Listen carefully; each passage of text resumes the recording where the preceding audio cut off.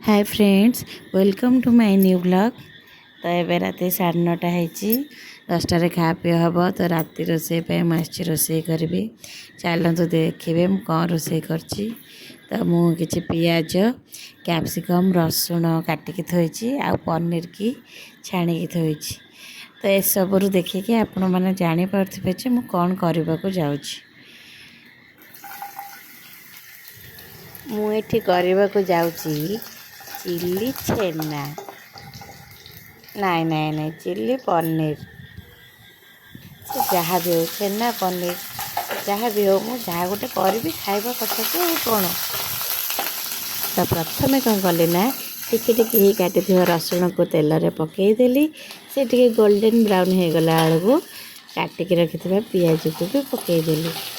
से हल्का भाजी है से काटिकी रखि कैप्सिकम को भी पकईदेली।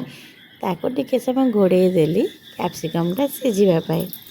अल्प टिके लुण ऐड कली ना कैप्सिकमटा सिझब केमती क्या। तापर ताको टिके लुहा खड़िकार खड़र खड़र कर गोलैदेली। तापर ये कैप्सिकम आ पियाज हल्का हल्का भजा हो गला। तापर से ऐड करदेली बिलाती रस। बिलाती रस कौन नहीं टमाटो सॉस ऐड करदेली। टिके ग्रेवी होगापाई से देदेली कॉर्नफ्लोर पानी।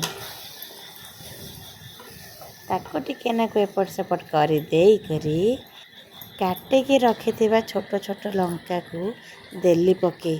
कहीं मुझे प्रथम भूली जाइली पकईवाई।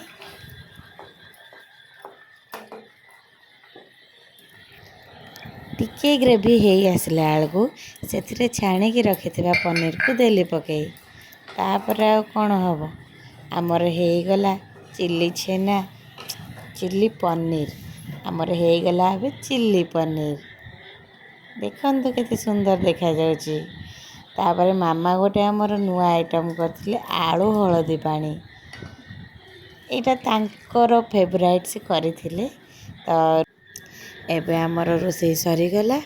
परोटा सांग को चिल्ली पनीर टी होइथिला। आपण मानक जदि मो वीडियो भल लगुता then like share and subscribe करेंगे। बहुत सारा भल पाइबा देवे। Ruchi good night.